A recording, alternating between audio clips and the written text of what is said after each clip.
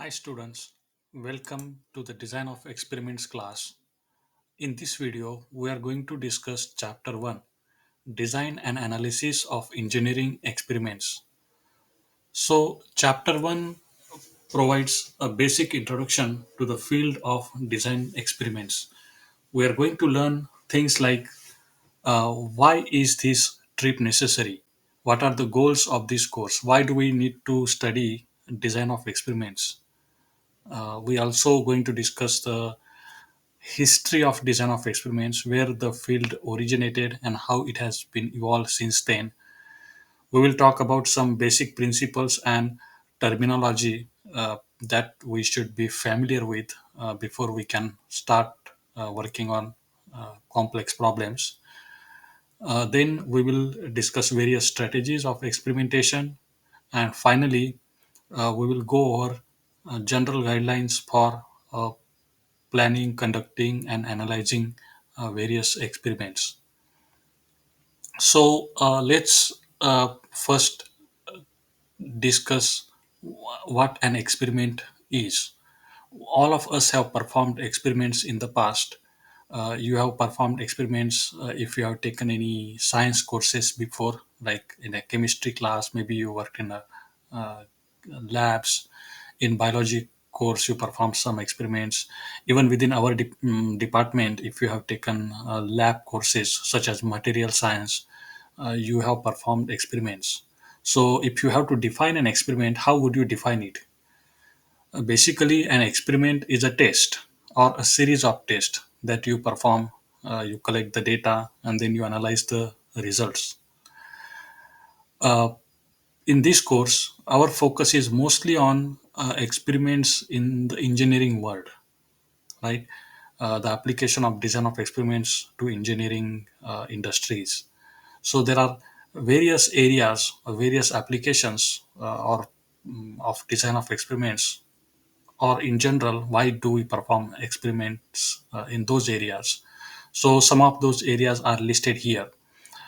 We perform experiments to characterize or optimize a process, a chemical process, maybe a biological process, right? Experiments are important to characterize and optimize processes. We also perform experiments to evaluate mechanical properties of materials, or in general material properties. For example, in your material science course, you have performed various experiments to evaluate material properties. Experiments are also performed in product design and development, and also to determine the component and system tolerances. So these are various areas. Not only these, there are many more areas where you perform experiments and collect the results. Now, now that we understand the experiments and why do we perform them, what are their applications, particularly in engineering domain, now we need to understand how to properly design an experiment. All experiments are basically design experiments. Only difference is some are poorly designed and some are well designed. So hopefully by the end of this course, our goal is to teach you enough techniques so that you should have a toolkit ready to uh, have a properly designed, well designed experiments. So, any system or process can be characterized by this block diagram. So, let's say this block represents a process. So, every process has some inputs. We provide some inputs to the process, and process converts those inputs into output. Uh, and same thing can be said about any system. Now, the system or process, they do not operate in a vacuum, right? There are lots of factors that uh, basically influence the process, right? There are lots of factors that are causing variation in the process, or that are affecting the output of the process. So these variables can be classified into majorly into two groups: controllable factors and uncontrollable factors. So factors that you can control are called controllable factors, and factors that are you cannot control them, those are uncontrollable factors. For example, if you are studying chemical reaction, so what different types of chemicals that goes into that process, what are their amounts, those things you can control, but there are multiple other factors that you cannot control, such as atmospheric conditions, right? Time of the day. Time of the day also you can control, I guess. You get to decide what time you want to perform the experiment. But just the operator skill, right? Various, suppose three different operators are performing experiments. These operators will have different skills, and these are different people. So the differences among them you cannot control.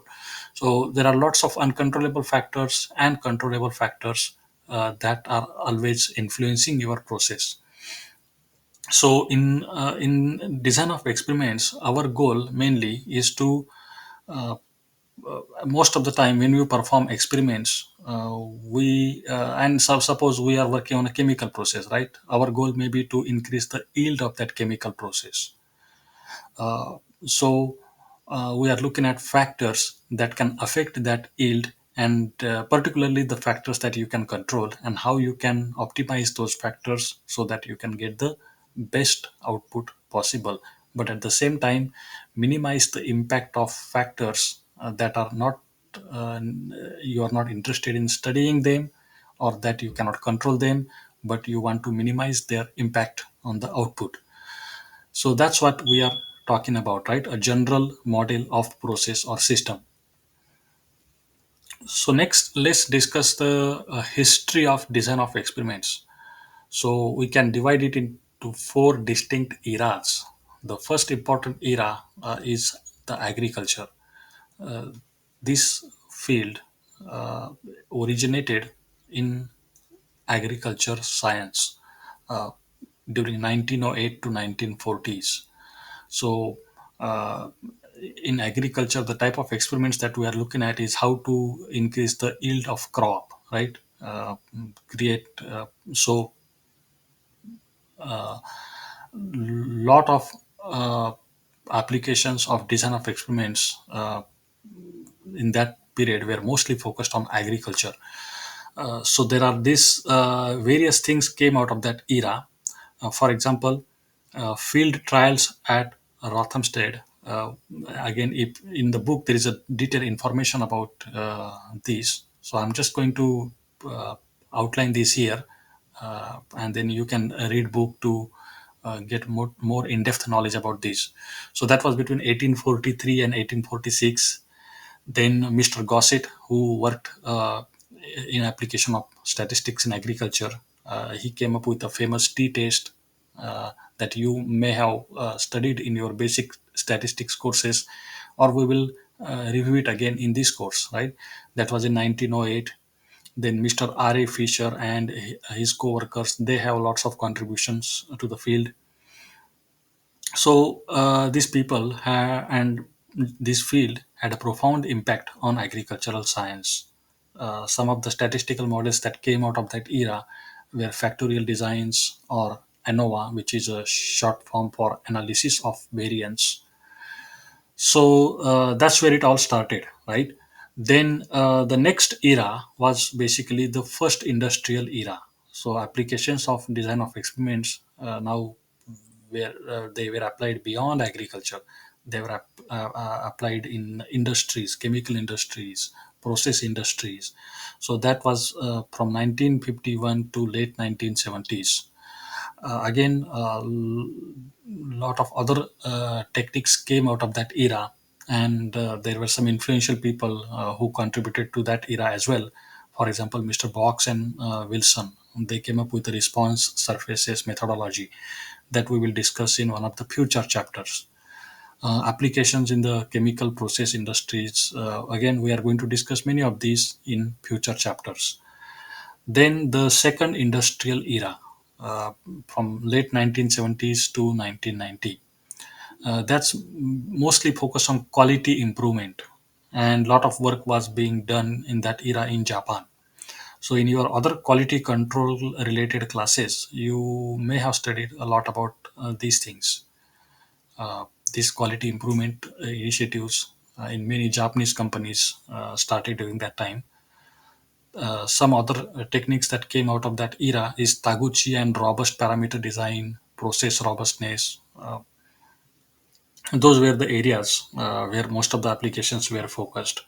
And finally, since 1990, what we call the new era, the modern era, where the applications of design of experiments are even beyond your regular manufacturing industries. Now, the techniques that we will study in this course, they can be applied to marketing, finance, this service industry basically. So that's the modern era. So a rich history. It all started from 1908, and the field is still evolving. You will see many different departments on our campus. They have uh, courses in this field. For example, agriculture, I know for sure they have a similar course. Math department has a course in design of experiments. Uh, so because it's interdisciplinary, the knowledge that we are going to study in this course can be applied to experiments in very wide variety of fields. So here is a picture of Mr. Gossett, uh, William Seeley Gossett, 1876 to 1937. His interest was in barley cultivation, and that led him to speculate that design of experiments should aim not only at improving the average yield of crop but also at breeding varieties whose yield was insensitive or whose yield was robust to variation in soil and climate. So one goal can be to improve the crop yield. Right? That's a good goal. That's important goal. But at the same time, we also want to come up with the breeding varieties that are robust in the sense that they will provide consistent crop yield under various soil conditions, climate. Like, you may come up with a breeding variety that gives you the best crop yield, but only at in a particular soil or only in a particular climate. That is not going to be that useful, because there are the different parts of the country, different climates.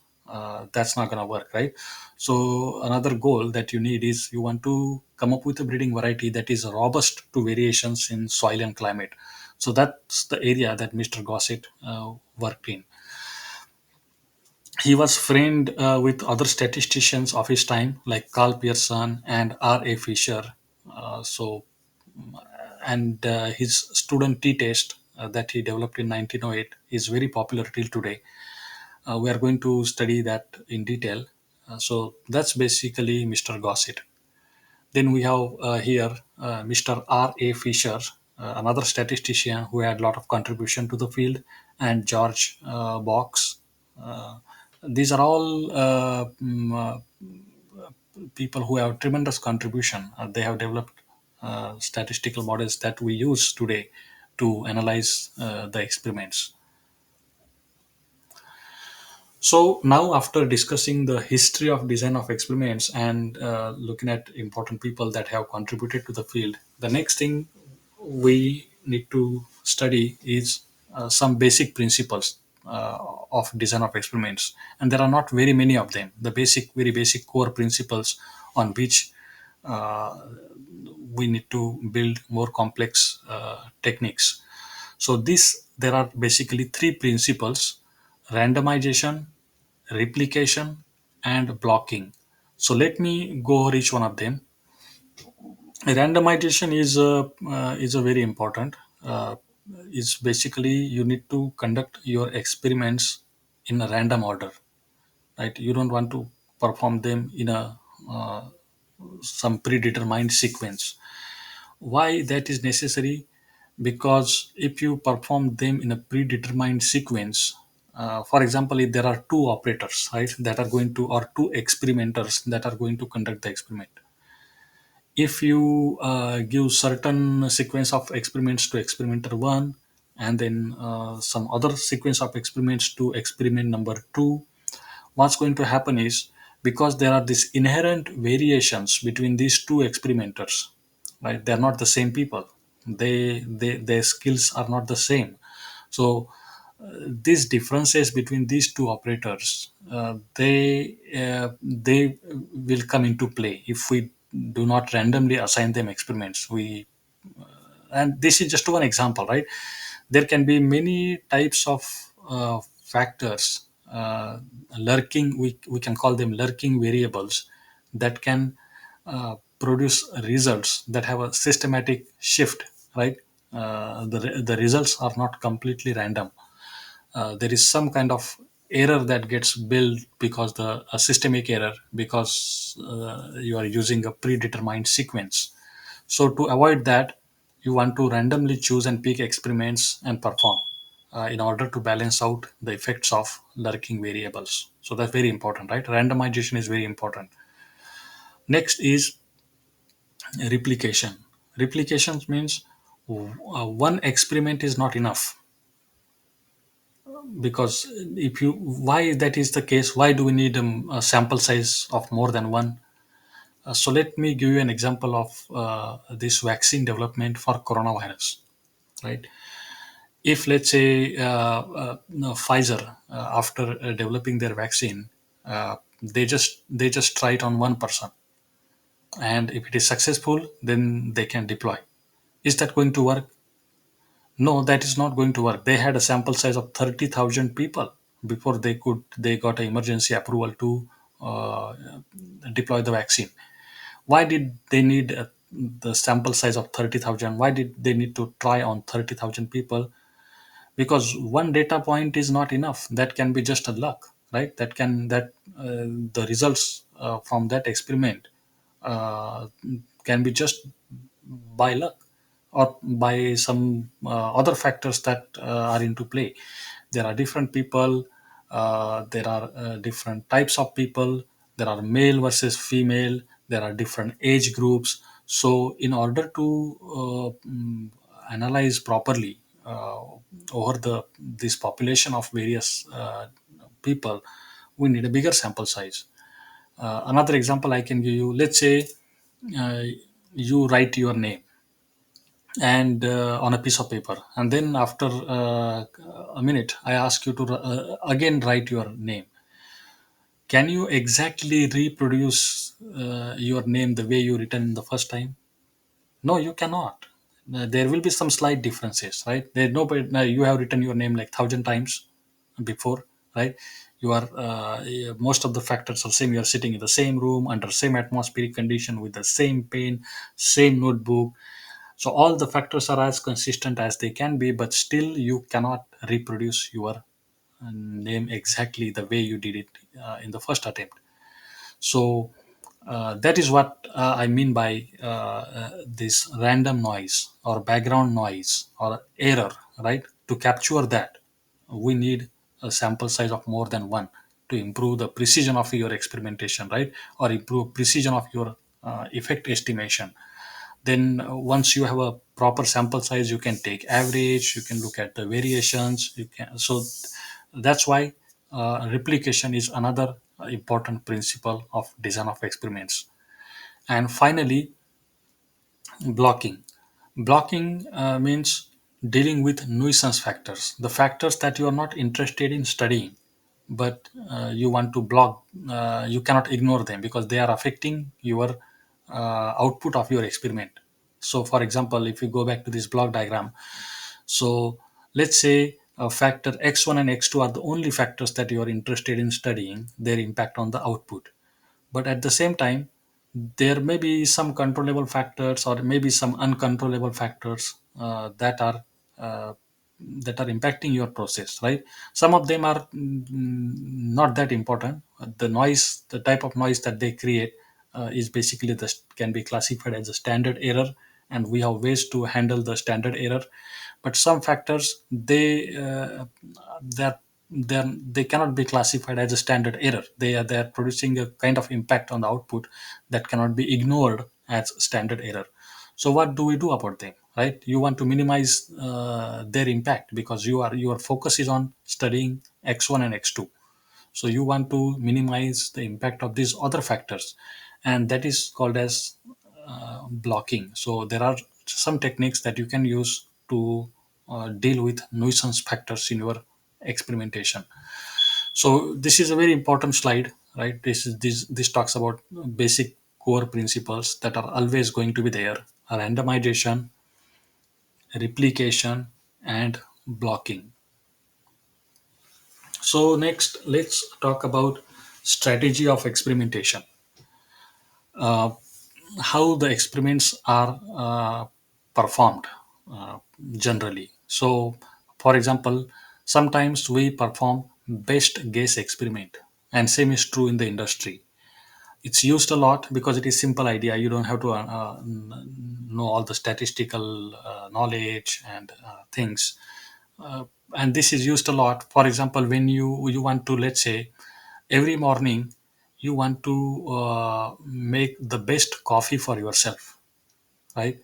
So now, do you think about that experiment, coffee making, from like statistically? Like, for example, what are the factors that can impact the your taste of your coffee? Amount of sugar, amount of coffee, things like that, right?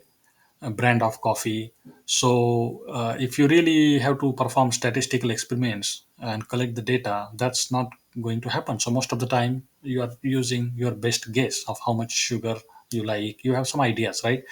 Based on your prior experience. So, you are putting those ideas in place there. You are using appropriate amount of sugar, appropriate amount of coffee, and making the best coffee possible.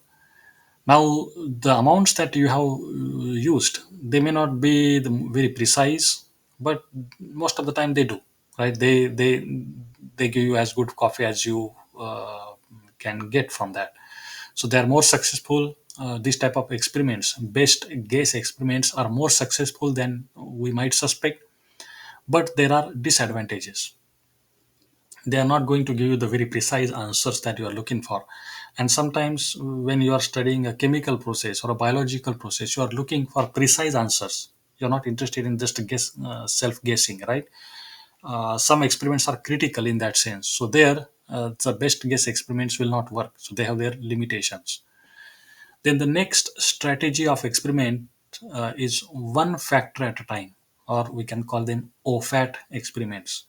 So maybe there are five different factors, but you are studying one factor at a time.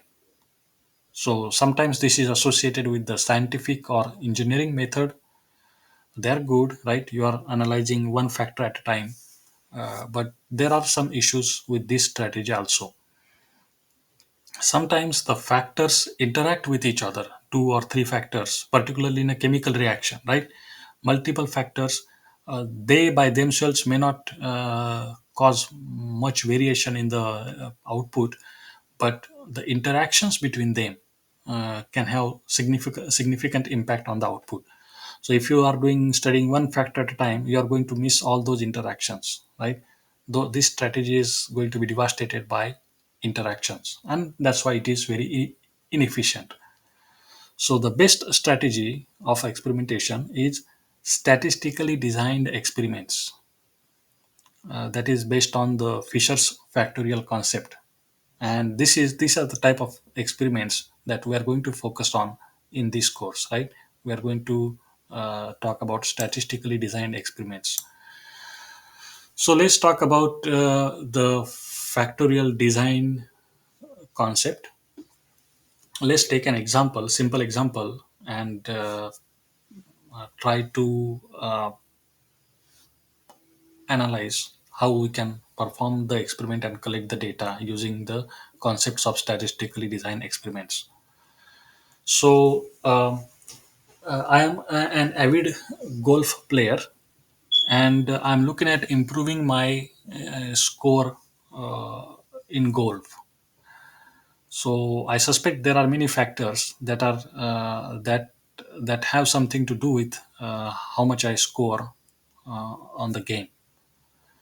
So my first thing is to write down if I want to improve my score. And as you know, a lower score is better in the game of golf. and I'm looking at improving that score. So I'm looking at factors that are affecting my game, right? So let's list them down. So type of driver that I'm using definitely has something. I think, right, definitely has something to do with my game performance.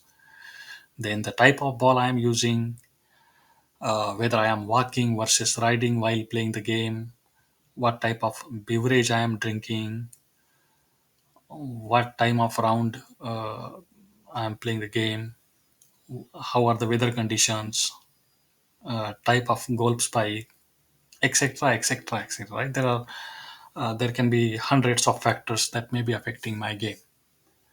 Some of them are important. Some of them uh, I can control. Some others I cannot control. For example, I cannot control weather, right? But I can control what type of beverage I am drinking. I can decide not to drink anything, or I can decide to just drink water, or maybe have a beer to put me in a good mood. So, and now as you can also see that it is impossible to study the impact of all of these factors on because that will be a very big problem. So, first thing I want to do is I want to separate important factors and again that can be subjective, right? But based on my knowledge, or based on my domain knowledge, I want to select maybe a couple of factors to begin with, and because that's where most of my game improvement is going to come from, tweaking those important factors, right? So I think that the type of driver and type of ball, they certainly have an impact on my game. So I want to focus on them first. Okay. So here is the 2 by 2 diagram. Here it is called a two factor factorial experiment. We have two factors, that's why it is called two factor: type of driver and type of ball. So I decide to use two different types of driver, oversize and regular. So I have two levels for this factor. Now I don't have to have two levels, I can have more than two levels, right? But this is a simple example that I want to show you. So I decide to use oversize and a regular driver. So two levels. Then the another factor is type of ball. Once again, I'm choosing only two levels. I don't have to, right? But in this case, I'm choosing to study only two levels of this factor: balata ball and three-piece ball. So this square here, it has four corners. Each corner we have a unique combination of factor levels. For example, this corner here is oversized driver and balata ball. So I can play a game at this combination of driver and ball. I can also play a game using this combination of driver and ball. So there are four unique combinations I can use to play my game, and I need to play game at each of these combinations and collect the data, right? To collect my game score. Because if I want to analyze the effect of driver and effect of ball, I need to collect the data. I need to play the game at using these different factor level combinations. And four unique experiments. We know that, right? But I need to do more than that, because let's say if I use balata ball and oversized driver and I play a game here, I'm gonna get some score, right? Next time I play with the same combination, do you expect me to get exactly the same game score? No, that's not going to happen. Why? Because there are some many other factors that is affecting my game, and that is the standard noise, right? To capture that variation, to capture that standard noise, I need a sample size of more than one. So I need to play minimum two games at each combination, right? Then I have enough data to analyze further. So on the next slide, here we have, let's say we played the games, like total eight games, and we got the scores. 88, 90, 88, 91, and so on and so forth. So we have these eight different game scores. Now next thing is to analyze, right? Analyze what impact the driver type of driver has on my game, and what impact the ball has on my game. So how do I do that? So as you can see here, the one side is oversized driver, right? And another side is a regular driver. So all the games, four games played on this side, they are using regular driver. So if I take the average score, I take the average of these four scores, and if I take average of these four scores, and I subtract that average from this average, that will be the basically I will be analyzing driver effect, comparison of scores leading to the driver effect. Now, similarly, if I want to analyze the effect of ball, I know that these four experiments they are performed using three-piece ball, and these four experiments are performed using balata ball. So I can take average of these four readings and take the average of these four readings. The difference between these two averages would be the effect of ball. And is there any interaction between ball and driver going on? Probably not, right? It's not a chemical reaction where there is some interaction. But if we want to analyze that, then we need to look at the diagonal points, comparison of scores leading to the ball driver interaction effects. So you take these four diagonal points, you take their average, and you take these four diagonal points and take their average, and then you subtract these two difference between these two averages would give you the interaction effect on the game. So let's do those calculations. So here they are on this slide. So driver effect 92, 94, 93, 91. You add them, divide by 4, basically taking their average. So this side basically, right? A regular size 92, 94, 93, 91. And similarly, the left side 88, 91, 88, 90 divided by 4. So if you take the difference of these two averages, you get 3.25. That is your driver effect. Then let's take a look at ball effect.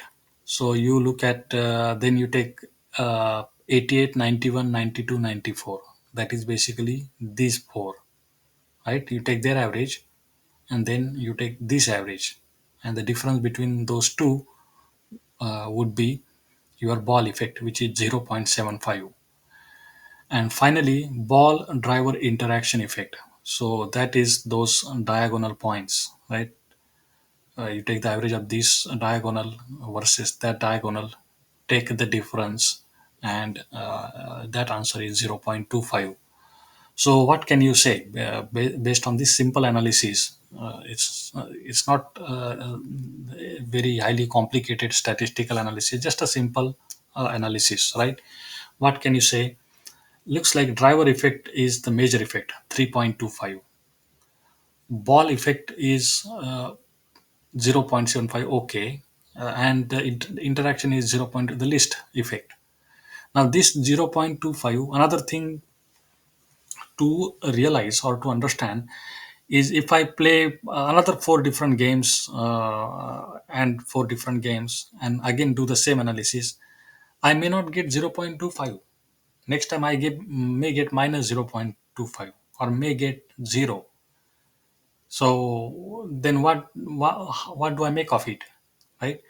That means if and it's going to happen with these also 3.25, I may get 3.5 next time, or maybe 2.75. Who knows what I get, right? But based on that, we have this we right now in this simple analysis we just kind of did simple work here, but we have to eventually prove that this difference is statistically significant. Next, even no matter how many times I repeat those experiments, I am consistently going to see this kind of difference, right? So there are statistical tests that we will have to perform in future to say that yes, there is a statistically significant interaction effect. So anything that is close to zero, generally speaking, that's not going to be statistically significant, right? In layman's language, 0.25 may be just a luck chance, right? Next time it will be zero, or will be in other direction. So, but any time we get a big numbers far away from zero, that means there has to be something to that. That means they may be statistically significant. Of course, we need to look into them.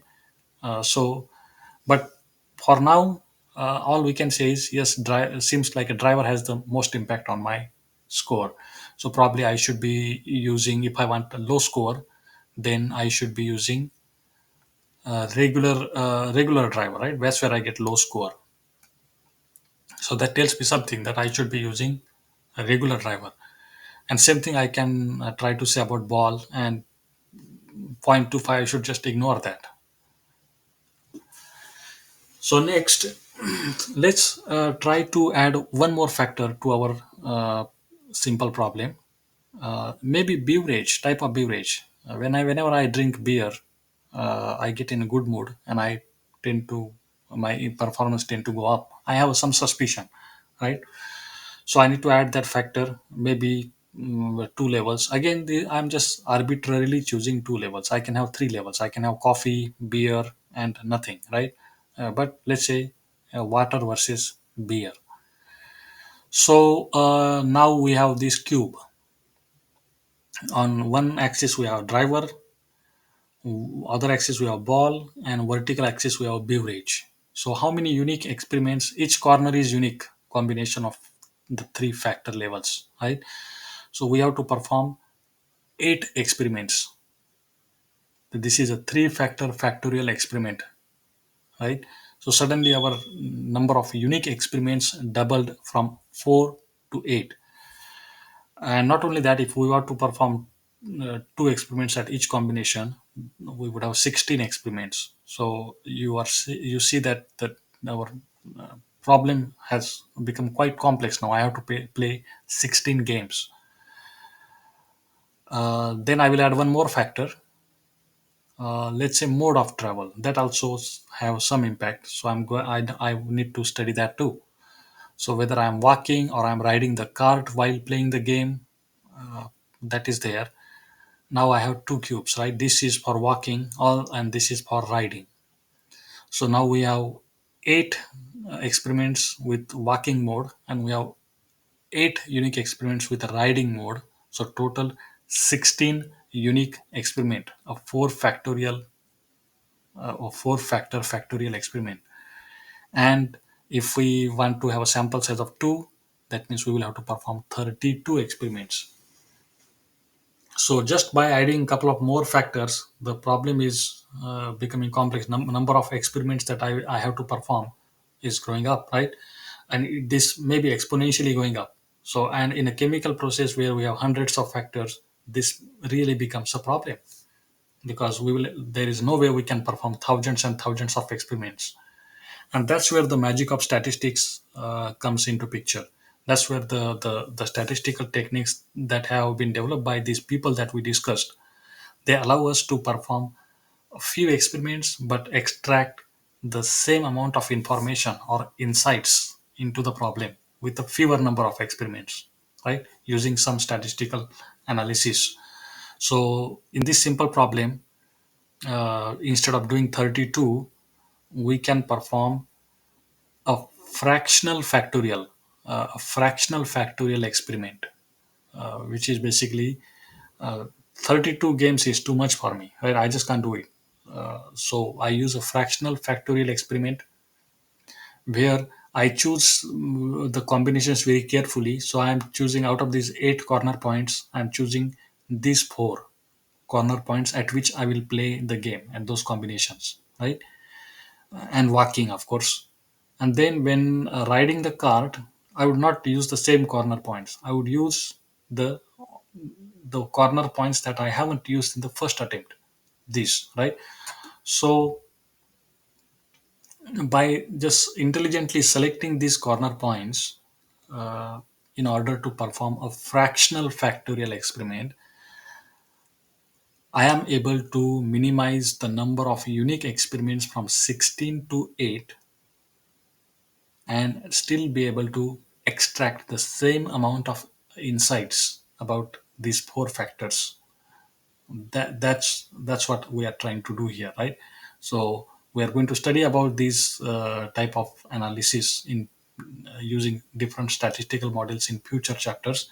But with this simple problem, you got some good idea. So next, let's talk about the different steps in planning, conducting, and analyzing an experiment. So we are going to learn a lot of different statistical models, but each model, underlying each model, we have the same 7 steps that we need to follow to plan, conduct, and analyze any experiments in any field, right? So the first step is recognition of and statement of problem. So you have to have clear identification of your problem. Your problem statement should be precisely defined, because if your problem statement is not clear, then other steps would be useless because you don't know what you are doing, right? So define your problem statement precisely, not vague, not general, very specific what you want to study, right?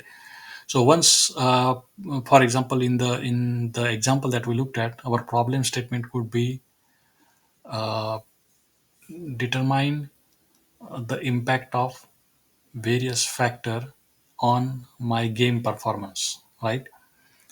Then once your problem statement is clearly defined, then you need to choose appropriate factors that you need to study, their levels and ranges. So once again, going back to the golf game experiment, we chose factors, right? We chose two important factors, the driver and the ball, and we added a couple of more afterwards, but we have to choose those factors and their levels means, for example, we choose two levels for the driver, regular size and oversize.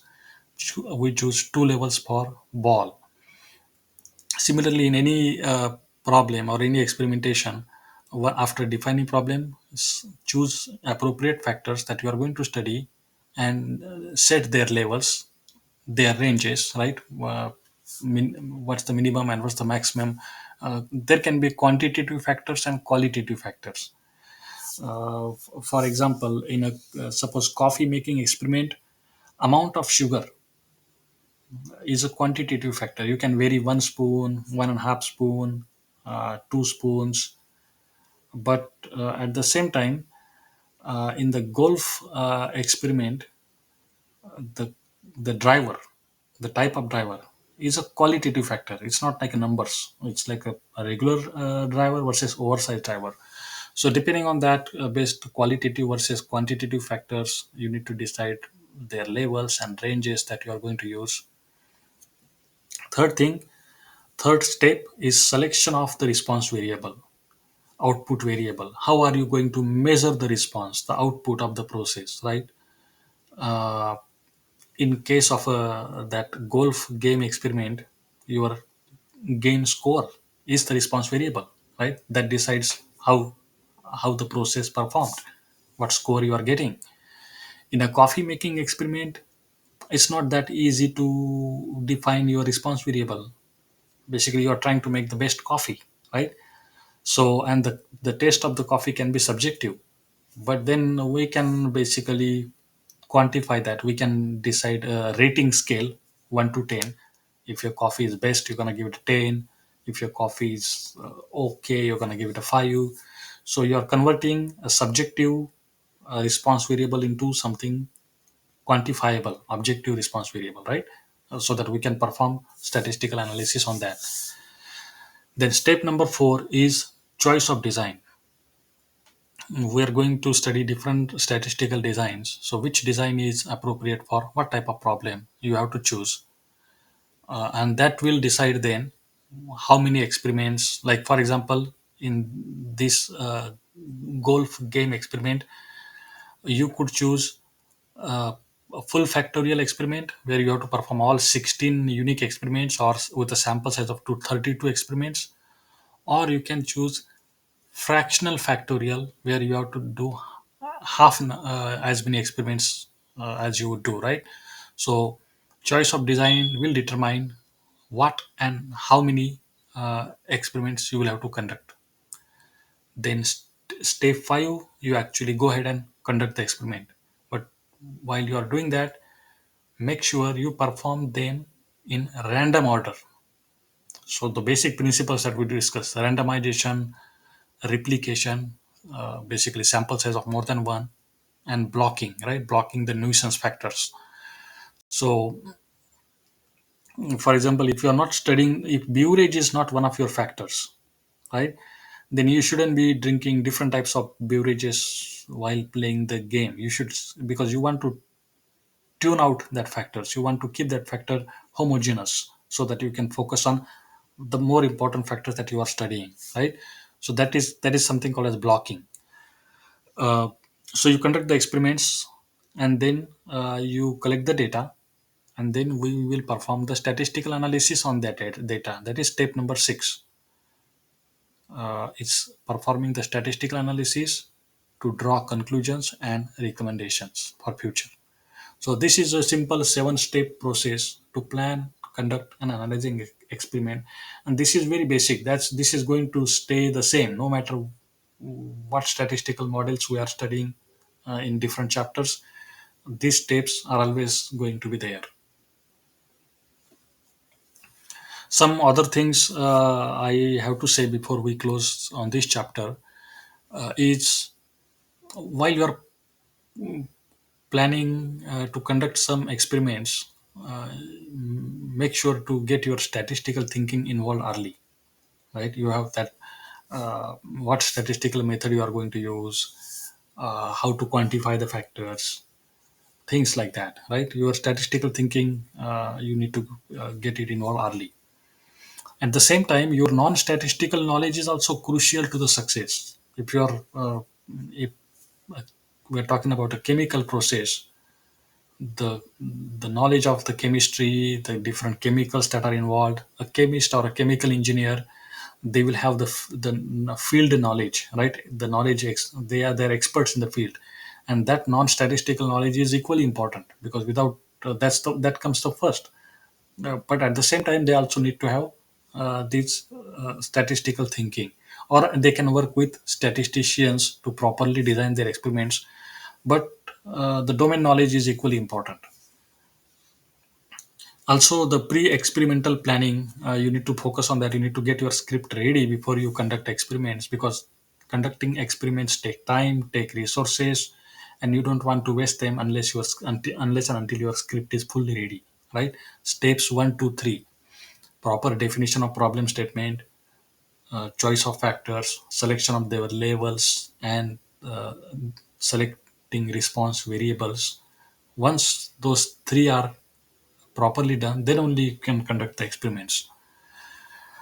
Also, think and experiment sequentially, like we did in case of the golf game, right? Initially, because there are so many factors in any experiment or process, uh, it is virtually impossible to study all the factors. So what you can do is, first you can list the number of factors, then you can use the best guess about which factors, based on your domain knowledge, right? You can have some idea about which ones are the most important factors. So maybe there are 10 factors that you have identified that are important, uh, or maybe initially you will have to conduct some preliminary experiments to weed out many of the factors, and then focus on important factors. So a preliminary set of experiments will basically narrow down your list of factors, and then you can perform the detailed experiments on the remaining important factors. So you are basically using a sequential approach to narrow down the number of factors and the narrow down the number of experiments eventually that you will have to perform. So these are some general ideas that should be at back of your mind all the time. And most importantly, use the KISS principle. And what does KISS means? Keep it simple, stupid. You always want to find simple solutions, right? You don't want to unnecessarily complicate things or bring complex statistical model into picture just because they are available to you. No, the simpler the analysis is, the better it is going to be. So that principle you should always uh, be aware of. So really, that completes your basic introduction to the world of design of experiments. In next chapter, we will talk about, uh, first of all, we will review some basic statistical concepts that you should already be familiar with, and then we will build onto that. Then we'll start studying the basic test like Z test, T test, before we can get into more complex statistical models. So thank you. If you have any questions, feel free to reach out to me. You can call me. You can come see me during my office hours. You can email me. So that's all for now. Thank you. Let's see you next time.